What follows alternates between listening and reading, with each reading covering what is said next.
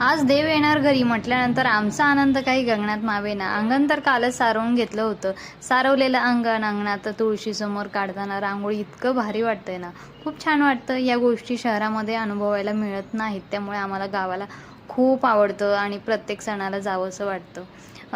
भरपूर मोठं अंगण आहे, अंगणामध्ये सगळीकडे रांगोळी काढून घेतलेली आहे आणि हे शूटिंग खरं तर काव्याने काढलेलं आहे।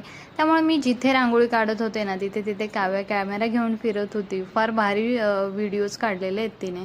सगळीकडे अंगणामध्ये रांगोळी काढून घेतलेली आहे। आता काही कारणास्तव पालखी अंगणात बसवणार आहे, त्यामुळे सगळी तयारी ही अंगणात केलेली आहे आणि सगळीकडे छान सजावट केलेली होती।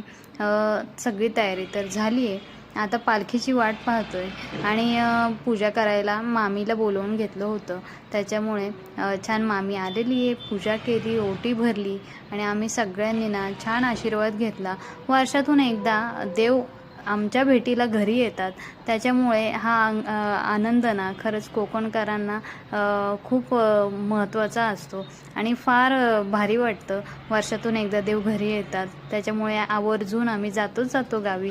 सगळ्यांनी पूजा केल्यानंतर पाया पडलेले, दर्शन घेतलेलं आहे देवाचं। हा अनुभव खूप भारी असतो वर्षातून एकदा देव घरी आल्यानंतरचा। सगळ्यांनी छान आशीर्वाद घेतला, मग त्याच्यानंतर काही व्हिडिओज काढले, काही फोटोशूट वगैरे केले अगदी थोडक्यात। आणि पूर्ण वाडीत पालखी फिरल्यानंतर संध्याकाळी मात्र मंदिरासमोर छान पालखी नाचवलेली आहे सगळ्यांनी आणि आता इथून पालखी खालच्या वाडीमध्ये जाईल, तिथे सगळ्यांच्या घरी जाण्यासाठी।